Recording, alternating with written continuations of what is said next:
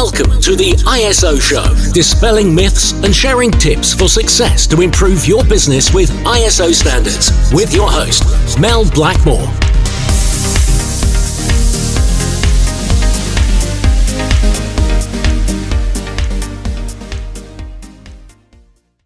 Hello and welcome to the ISO Show. Thanks very much for showing up today. I really appreciate you joining me and my guest today, Arantza, who's the Quality Assurance Director at the Brewery. For our ISO Show listeners based in the UK, you may have heard of the Brewery. It's a premier corporate venue in the City of London, occupying the site of the former Whitbread Brewery, hence the name of the venue, the Brewery. Now a high-class corporate venue, the Brewery prides itself on its team of talented experts, including in-house chefs, and they're also veterans in the field of venue management because they run so many fantastic events across the year. And obviously there is a key focus there on customer service in delivering those amazing events. As a leader in its field, Blackmores have worked in collaboration with the Brewery for about 9 years now. We began when the ISO standard for sustainable events wasn't even an ISO, it was a British standard. So they were one of the first in the UK to actually run sustainable events. Since then, we implemented ISO 2012-1, which was the standard that was launched at the Olympics. That was the 2012-1 London Olympics. So they've achieved that, and also ISO 9001, the quality standard. We still work with them today because we support them through our ISO support plan service. I'm absolutely delighted that Arantza has joined us today to share with us her ISO journey and also her experience along the way with hints and tips for running sustainable events. Hello, Arantza. Hello, Mel.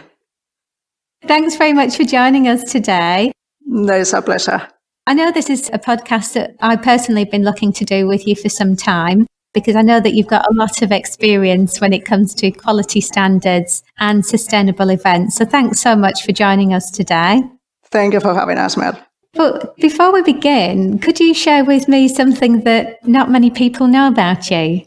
Oh, gosh. Well, one of the things really that people, especially some of my colleagues, are a bit, I wouldn't say shocked, but probably it would be a bit of a surprise to them, is to know that, well, I do have a degree in biology, and I had worked in genetics in a genetics lab for a few years before coming to the UK. I'm not originally from the UK. And here when I came in, I started working in hospitality. And at the beginning, I thought that the degree was going to be useless. It's a complete change of career. There were very different industries. But it turns out that the lab is very similar to a kitchen or to an event as well.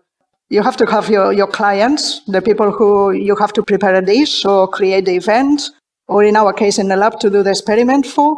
The instructions, if you have your recipes or your protocols or event orders, your ingredients, your chemicals, your equipment, and then very, very important to have the people with the knowledge, your team with the knowledge. So in a way, the two industries are quite similar. So what I thought that my background wouldn't help, turns out that it has been. And you can always apply your experience to any job, any background that you previously have. You can always find the similarities with any job that you do. That's a great way of putting it, Arantza. Yes, I think especially as not that many people set out to be like a quality manager or a quality director. I know when I was at school, I hadn't even heard of that position. And it was something that I fell into as well. So it's interesting how you've used that kind of experience. I mean, my background before was in business travel, but my degree was in maritime leisure management. But again, yeah, I can see where there are similarities. And where did you come from originally, Arantza? Well, I come from Spain. I've been here a good 23 years this year is going to be. So half a lifetime, really. Yes, gosh, when you put it that way. Yes, yeah. Yes, yeah. Right. So obviously you've been at the brewery for some time now. How many years have you been at the brewery? Well, the brewery is since 98, so 22 years this year is going to be, yes. A very long time as well, yeah.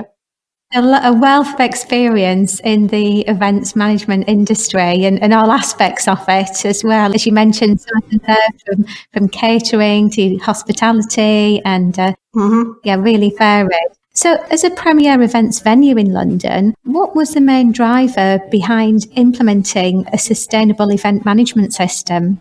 I think the driver was the people behind. We had a change of management back in 2012, actually.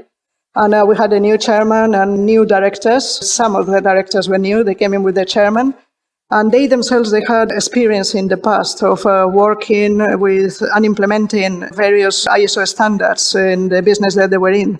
So when they came here and they took over, I think they saw the brewery as a place where we had processes written down.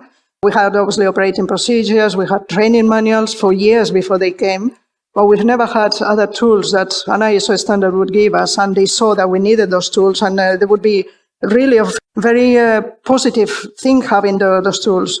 Our CEO, the current CEO, was the one who really pushed it to implement the ISO standards. And we looked into it and we chose two standards at that point. It was 9001 for quality and then 2012 one for sustainability. Choosing to implement 9001 was really a no-brainer because it would give us the structure and the tools we needed. And then 2012 one was the right standard. We wanted then to have a business that was sustainable, not only environmentally, but socially and economically, which are really the three pillars of sustainability. They're called the three Ps, the profit, people, and planet. And many businesses, unfortunately, I think they put economic growth above social and also as well above environmental responsibility. But these three pillars, they really go hand in hand. And I'm glad to see that now that way of thinking has changed, and more so in recent years, really. And everyone is doing their bit for the environment, but they have to be as well. And we are socially responsible and we are economically sound. Absolutely, yes. I think in some respects, the brewery was ahead of its time, I think. Back in, I think, 2011 when we first looked at it, and then obviously 2012 one where there was the commitment there.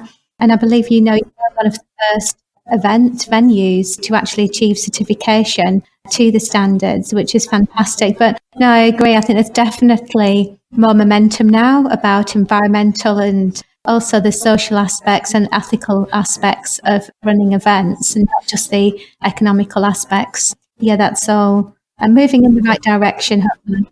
All businesses really, but to be a business, they have to have a good economy to the business, good finance. But we have as well, really, we must be responsible, both socially and environmental responsible.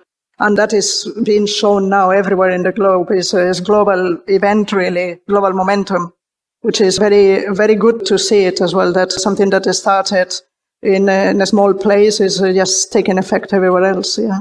Yes. So why did you choose to go for certification to the standard, to 2012 one? Oh, sorry, and 9001. Sorry, mustn't forget that one. We wanted to be certified to a standard that help us to be more sustainable, mainly for the environmental point, as I said. And the choice then, we looked into both environmental standards in a way. One was 14,001. And the other one was 2012 one. 14,001 is the environmental standard, and 2012 one has environment, but only as a part, as an ingredient, if you want, within sustainability. It's a very important part, but as well the social and economic parts are as important as the environmental part. So choosing 2012 one over 14,001 gave us a more holistic, a more round approach to how to be more sustainable. And originally as well, we took on 9001 because it gives you sort of the skeleton of the standard. And then you can build anything you want, any other standard, you can build it up from 9001. Yes, because I can remember when we first met, I was really impressed with all of the different training manuals and operations manuals that the brewery already had in place and meticulously kept as well, I think, in terms of the way that they'd been maintained and updated. Because I think, within the events industry, you'll have your core employees, but you also bring in a number of subcontractors for each event. You do huge events, don't you? So obviously it's important to try and communicate your way of working, your policies and procedures for all of those subcontractors as well. But I think obviously what you mentioned there was what was missing was potentially the structure to pull it all together, really, and to have that framework. Yeah, we had all the elements, but they were like a bit disjoint. So with the standards, I think they were all joined up, plus extra tools as well that we didn't do, we didn't have, and the standard gave it to us as well. Mm-hmm. So what have you seen as the main benefits then over the last few years with having those standards in place, Arantza? In probably like byproducts of the standards, or two benefits really that we didn't even consider, we didn't think because of that we would get when we were thinking or studying, implementing the standard. One of them is that we as a company now are more aware of how our operations, anything that we do, affects others. And it doesn't affect only the clients. Usually you do things for your clients, obviously they're the people who pay you. But any of our operations could have a cause, and sometimes probably a negative cause, if people are not careful, on the neighbors, on your clients as well, on the staff, on your suppliers, on your contractors, on all your stakeholders. Anything that you do has a ripple effect. And as well as how you are seen as a company, as a venue, whether you are socially responsible or not, people will come to you more or not. But then you might not have a good relationship with the neighbors if you have, for instance, a lot of noise coming at 2 o'clock in the morning from your events. So we have to sit down and consider everything that we do, how it affects all the stakeholders, and to put ourselves in their shoes, and how to negate that negative effect as well. Because there's a lot of businesses that they are considering themselves successful, but they cannot really be called successful, in my view, if they trample their way through the local community. And they cannot really be called sustainable just because they're plastic-free, for instance. They have to be sustainable on the environment, but as well on the social aspect. We have to have at least a positive influence on anyone around us, anyone that we touch in a way, or at least do not harm. Another benefit that we didn't think we would have is the commitment that we are seeing from our staff.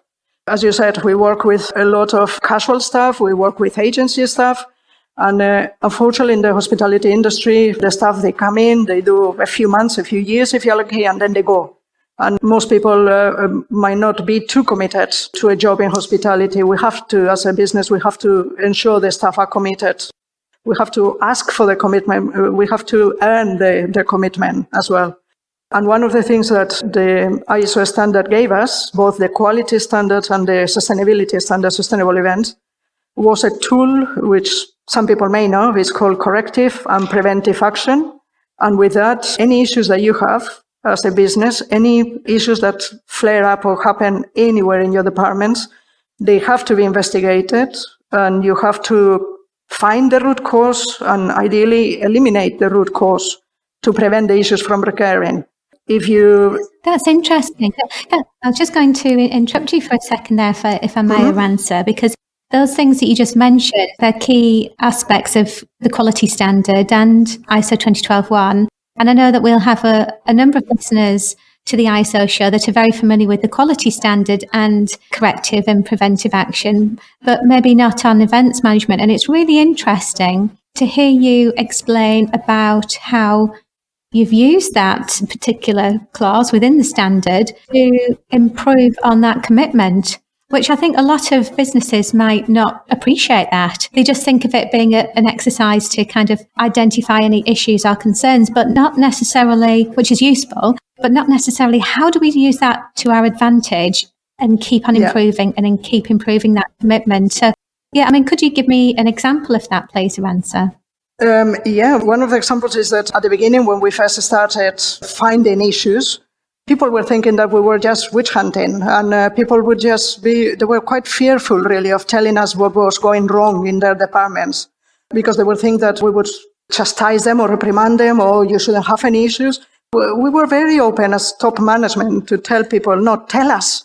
We want to know, but we want to know not to say who's done this, why has this happened, how can we prevent it from happening again? What can we do for this, whatever it is, not to happen again? So at the beginning, people were looking at it with a lot of mistrust, I would say. But now there is the opposite. Now they're coming to us saying that, oh, this has happened. And straight away they tell you why. And straight away they give you what they consider and most likely would be the corrective action straight away in the same breath. So before we were trying to get it out of people. Now they're coming to us and say, look, this has happened because of, and this is what we should be doing for that not to happen again. So by empowering your teams, really, you get a lot from the team, but you get their trust, and you are much more successful as a business, really. It will take a while. It wasn't easy. And sometimes the issues, they seem to be dried up because they weren't reported, for people being fearful of being reprimanded, which we've never, ever done. But it's best to have everything out in the open and say, look, we know that we are not perfect, but we want to improve. Mm-hmm. What can we do to improve? And get your teams to buy into it. Absolutely. Because I think, obviously, you mentioned one of the challenges of having lots of agency staff and, other people that might be with you for just a couple of months. And naturally, they're not going to be as committed as they would do if they were a full-time employee on payroll. But it's really interesting that, you've kind of looks as though there's a culture of continual improvement as well as sustainability that's been embedded at the brewery over the last few years, which is now, it's fantastic, because I think it must be really challenging if you're running an event with, a few hundred staff and then thousands of people that are attending that event. Anything could happen at any time, couldn't it? Yes, yeah. Mm-hmm. So it's good that you've got that. Not a single event. I don't think a single event goes 100% perfect. If something goes 100% perfect anywhere, unfortunately, I think there's something wrong. So it's not like we want to be 100% perfect, but we want to be 100% perfect 1% at a time, if you know what I mean. Mm-hmm. We want to improve small little things, and then whatever we improve, fine. Let's put this in place so this doesn't happen again. And then we'll get to the next step, and then the next step. And by the time you know and you look back and you say, what have I done in the last, 7 years, really, since we had ISO certification? We see a lot of improvements, big improvements now, but they started off small little things that they just sum up and add up to a huge improvement, and we've seen that. And I think some of the organisations, that might be listening into this might be able to relate to some of the issues that you have with being in a listed building, because I believe the brewery is listed, isn't it? Yes, we are. Yes, we are grade 2 listed, yes. Yeah, so how do you kind of overcome issues on sustainability, for example, with a listed building? Well, there's things that you can and cannot do. We'll have to speak to heritage, to the local authority as well, if we want to do certain things. But other things we see in our power, really, to do. For instance, we changed in the back of house corridors, most, I would say probably, if not 100% yet, but close to 90%. And by the end of this year, the 100% of the corridors won't have any light switches. It will be all with microwave sensors. So whenever staff go through the corridor, the lights turn on and then off. Usually people put those type of sensors in toilets and other front of house areas. We are thinking as well, because we have such a huge, extensive network of corridors. Someone is rolling a table or pushing some chairs on a trolley and they forget to turn, or they are busy to turn the lights off. So that as well adds up. You are doing a lot of investments that you are investing money now to save the planet later as well, and to make it easier for the staff, so they don't need to think back, I have to go back and turn that light off. So we are saving the staff time in not having to go back. We are saving the electricity bill as well. So there's things that we as a listed building, we cannot just start knocking doors down or walls down if we don't have heritage approval or permission from the local authority. We are 100% aware of what we can and cannot do. And there's a lot of things that we might not be as energy efficient as a newer building, but everyone can do little bits in their power, at least to make it a little bit more sustainable, a bit more energy efficient, even if it's not completely 100%. But at least with a small little ideas implemented in every place, front of house, back of house, offices, in the reception, in the event spaces, every little thing adds up as well. It all makes a difference, doesn't it? Like you say, every little thing all helps and all contributes. So could you give me another example of a sustainability initiative that you've introduced at the brewery? Yeah, another one, and this is a few years ago. We used to, for many, many years, when we have an organizer coming in, we would give them a welcome letter as a standard to all the organizers when they were arriving to the venue. This was just a simple one-page, A4 page, double-sided. It was printed in color. and it would have information about our venue, our evacuation procedures, the services we provided, who the event manager was, and some other things. Now, on a normal year, we have probably 700 events average throughout the year, some months more than others. So we were given minimum 700 of these letters out. Someone had to type them. They were sort of a template, but they had to be adapted to each event with the name of the organizer and the name of the manager. Someone had to print them, they had to sign them, then the manager had to distribute it to each organizers, as well as giving face-to-face explanation of the procedures, not just giving them the letter and that's it. So we would still tell them what was on the letter, on the welcome letter. Unfortunately, some organizers, if they were busy because the event was about to start, they had to prepare their registration desk, they would just look quickly at the letter and put it away and read it later, if at all. So this, for us, it was work duplication. We were doing something, and then we still had to tell the organizers. And then the organizers, some of them, they weren't really reading what the letter said because we had already told them. So the letters were coming from the printer and sometimes straight into the bin. So we were thinking, why do we really need to do this? To us, it's something that is not giving value to our clients. It's something that is an extra step that we are doing just because it's always been done this way. So we were starting questioning the status quo, really, everything that we were doing. Why do we do this? Oh, no, it's always been done this way. Fine. Do we have to do it? Can we do it in a different way? And then we get rid of this step. So we did away with the whole process. We never looked back.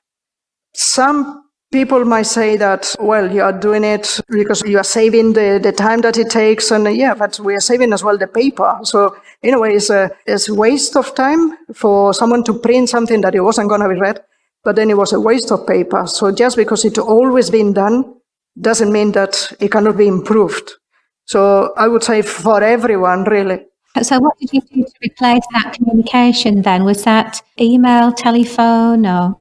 Yes, we are doing it on an email now. Not only that, when they come in anyway, the event manager always meets with organizers. And they were meeting before to give them this letter, but now they're having a thorough conversation with them, explaining things in more detail. And sometimes it's much better when you have, as we do now, if you have a conversation with someone instead of just reading from a piece of paper. You get things better, or you take things better, or you can ask questions straight away. So it was even, the process wasn't as good as it would have been, and now we are improving it.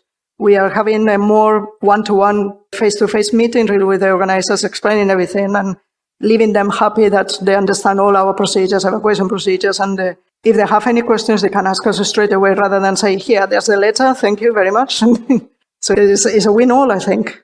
Yeah, so looking at that sustainability initiative, you've actually enhanced customer service, which, it ties in with quality, doesn't it? And so it's helped to save time, it's made you more efficient, it's given the client a better level of service, because obviously when they're arriving on the day, there's going to be 101 things going through their minds about what to do, and, it'll help them to be better prepared and have all of that information in advance from that, both the telephone calls and the meetings as well. So if you're looking at 700 events a year, that's quite a bit of paperwork and ink that you're saving as well. Yes. Yeah, that's great. Thanks very much for providing that. That's just a great example of another sustainability initiative that you've managed at the brewery. So that's great. Well done. So what would you say that you've learned from your experience of implementing ISO 2012-1? I think at the beginning, when we were asked to start looking at ISO standards, we thought, oh God, these are too big for us. It's like a tall order. We were given then the requirements of the standard, the document itself. And if you read it, the ways and the requirements, the way they are written, they are very dry.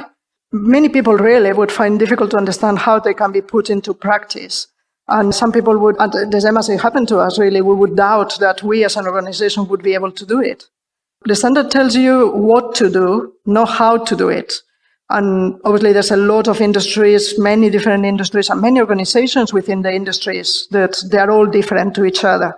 So you really need someone who gets to know your organization. They spend time with your departments to see what they do, how they do it, and then they can advise you. If you don't have some documents already, they can tell you which ones you need to create, But most likely some of the documents that you have, or most of the documents that you have as a normal business, you have just to adapt them really to conform to the requirements.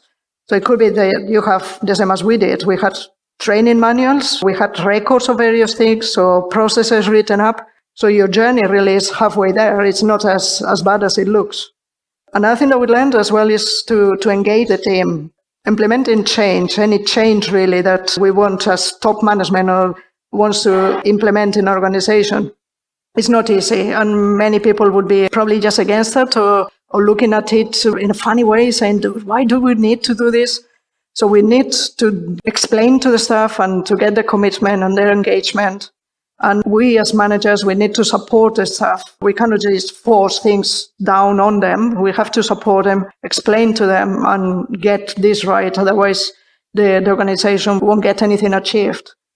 You might have a good manual, a very well-written manual with all the processes and everything, but you need the staff as well to implement it, and you need the staff to be engaged and committed to implementing it. Yeah, so those interesting comments there. So the standard, it tells you what to do, but not how to do it. So as you mentioned, just to reiterate that, it's really important to explain why you're doing it and the reasons for having those systems and processes in place, and making sure that you get really great engagement from the team so that they can help you to implement that. So if you could give a top tip then to somebody who is looking at ISO 20012-1, and I think there seems to be an increased interest in this particular standard. I know there is certainly in 14001, but it's definitely more so in ISO 20012-1 in the events industry at the moment. What top tip would you give them, Arantza, for somebody who's contemplating on implementing this standard? As I said at the beginning, I think many people look at sustainability and they think it's only the environmental impact of sustainability and how we can help the earth, if you want, or the planet, which is very good and very worthy. But we have as well to consider how we affect our social network as well of the stakeholders, the local community. And this particular standard, it gives you the tools as well to think how can you, as a socially responsible and sustainable company, how can you do things to make your operations not have any negative effect on the local community? Not just, for instance, obviously this is quite obvious, not if you are working next to a river, don't pollute the river, we know that. So that is sort of more obvious from an environmental point of view, but as well that your transport, for instance, they don't clog the roads that other people need to access. Or that if you have, as we do, people leaving at 1 o'clock in the morning after a party, just to be respectful of the neighbors and to put our security people in place to ensure that our customers' joy, if you want, and happiness after the event doesn't really wake up the neighbors. So there is things that you look at 2012-1 and you think, oh, this is just an environmental standard. It's not just that. Sustainability is all three pillars. As I said, is people, profit, and planet. And to us, all three pillars have to be of the same level, or at least we have to give them they're as important as each other. Great. Thanks for that top tip, Arantza. That's really helpful. Just one final question then, before we say goodbye. If you could gift a book to someone, what would it be and why? One book I read many years ago, when I was probably 10 or 12, like in between primary and high school, was a book called Momo by a German author called Michael Ende. It's supposed to be a children's book, or at least for early teenagers. And it's about the concept of time and how this is used by modern societies. In the book, the girl, the title of the book, her name is Momo. She lives in a city and she just helps other people by listening to their problems. And usually people think that listening and just having a conversation is just a waste of time, to have meaningful conversations at least. But they're not. These things, they cannot be rushed. By expending time and giving time to others, you can help others as well. In the book as well, another of the characters, if I remember, it was a road sweeper. And he was taking time, he was sweeping roads, but doing it in a way that he was sweeping one step at a time. He was never rushing it. And once the quote was something like that, he was saying, like, if you come across a very long road, long street ahead of you, and you think, oh, this is very long, I will never be able to finish it, will never have it swept, You start to hurry, you work faster, there always seems to be as much left to sweep as before, you panic, you're out of breath, you have to stop. And this is not the way to do it. You must never think of the whole street at once. You really must concentrate on the next step, just the next step, the next breath, the next stroke of your broom, and then the next, and then the next, and nothing else. And by the time you realize, you look back and you've seen that you've done the whole road. And this, to me, even though I've read it long time ago, when I first started now in continuous improvement or being a quality manager, that reminded me of this book. And this is the continuous improvement, taking one thing at a time, little by little. And the book was written 47 years ago, roughly. And it's very strongly resonate really with what happens in society. People want to do things faster, eating fast food instead of cooking from scratch, multitasking instead of enjoying one thing at a time. So we want everything, we want it all, and we want it now. The same as in the Queen's song, isn't it? And we get as well stressed for things that we cannot control. We see something in front of us and we get overwhelmed. But if we do one thing at a time, one little thing at a time, then we do that. And then we get to the next one. And then we're next to the next one. By the time we realize we've done the whole task. So it's, for some reason, it's considered a children's book, but it's got a very, very powerful message. And I would gift it to anyone who would want to spend some time just enjoying the reading and not rushing it, really. I'm going to look into that, definitely. I think they're really wise words, and clearly that book had an impact on you that still resonates with you today. And although it's quite a simple message, it is, I completely agree, a really powerful one. And I think one of the things that I'm hearing on other podcasts at the moment is very much on the topic of essentialism. So that is all about, not trying to do everything all at once, as you just mentioned, Mm-hmm. and don't think, I'm going to be doing all this multitasking. Look at what's actually essential right now, break it down, and just do those kind of one or two tasks a day. Yes. And then, as you said, before you know it, you're making progress, and it's not such a huge stressful ordeal, and you can actually hopefully try and enjoy the journey as well. So, thanks very much for that. That's great. Well, thanks very much for joining us today, Arantza. We've really enjoyed talking to you today. And thanks once again for sharing all those hints and tips. Thank you very much, Mel. Thank you. No worries. Thank you very much. All right. Thanks for joining us today on the ISO show. I hope you found the interview with Arantza useful in terms of helping you to get a better understanding of what's involved with ISO 9001 and ISO 20012 to help run events more sustainably. For further information, you can go onto our website www.blackmoresuk.com, and you can access lots of useful resources there, like videos and further information on case studies, and you can also access our e-learning course on there as well. So thanks once again for listening, and I look forward to catching you on the next ISO show.